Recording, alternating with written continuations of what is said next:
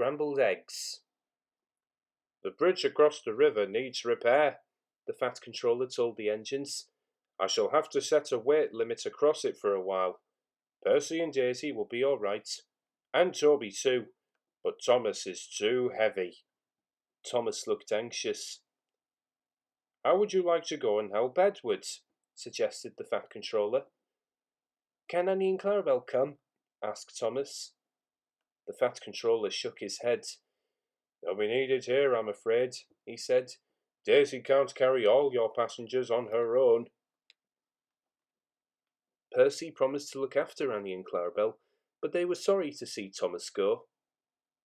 To cheer Thomas up, Edward took him to see Bill and Ben, the twin engines who lived at the China Clay Works. Oh dear, not another blue engine, said Bill cheekily. First Edward, then Donald and Douglas, and now... Don't forget Gordon, interrupted Ben. He came here once by mistake, so he said. I don't think he enjoyed it much, he added innocently. The twins both chuckled, remembering. No, but seriously, Edward, said Bill, why doesn't the Fat Controller paint engines a proper colour, like us, for instance? Thomas let off steam indignantly. Let me tell you, he began. All right, you two, laughed Edward. Go and move those trucks, or there won't be room for any more. Bill and Ben, unabashed, went off happily. You just don't have to take them too seriously, explained Edward. Thomas smiled ruefully. I wish I knew how you deal with them, he said. Near the harbour, the line crosses a lane. The crossing had no gates. The lane led to a farm which made butter and supplied eggs and milk to shops in the town.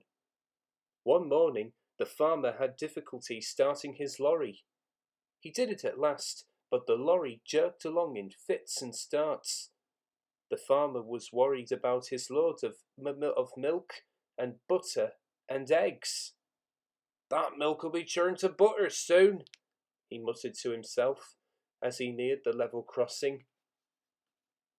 The lorry lurched across the rails. The back wheels were just clear when its engine made a noise like a tired sheep and stopped. The back of the lorry was still jutting out over the railway line. The farmer struggled to start it again, but it would not go. He had just got down to telephone for help when he heard a train approaching. Thomas wasn't going fast. When he saw the lorry, he set his brakes hard, but he couldn't stop. He hit the lorry with a loud crash. The force of the blow spun the lorry round. Splintered wood flew everywhere, and eggs, butter and milk were catapulted over Thomas. Ugh! He exclaimed, and stopped. Just look at my poor old lorry, said the farmer, emerging from behind the hedge where he had been sheltering. What a way to make an omelette! The driver made sure that Thomas wasn't hurt, then stood back and surveyed the mess. He began to laugh. It's not funny, said Thomas crossly. An egg yolk trickled down his nose and burst on his buffer. You're not standing where I am, said his driver. You look just like a scrambled egg, Thomas. Well, if a scrambled egg feels as sticky and wet as I do, then it's very uncomfortable, said Thomas. Please clean me. Both the driver and fireman tried hard, but the heat of Thomas's boiler had cooked the eggs, and they were stuck fast. Sorry, Thomas, said his driver at last. We can't block the line any longer. We shall have to go on. At the end of the line, Thomas was taken to Bill and Ben's yard to be cleaned. The twins were there. Hello, said Ben. What's this? Must be a new engine, said Bill. Ben inspected the arrival carefully. No, Bill, he said. That's not a new engine. It's Thomas! But it's our colour, Ben, and Thomas doesn't think our colour is proper for an engine.